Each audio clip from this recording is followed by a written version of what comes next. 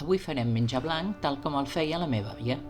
Necessitem ametlles crues, sucre, maicena, canyella, una llimona i sal.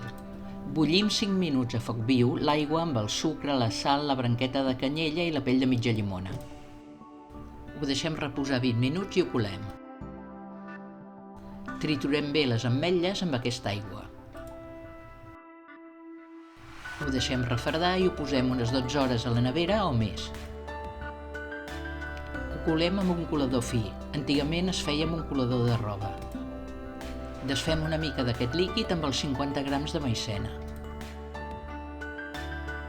Escalfem la resta i afegim la maicena dissolta.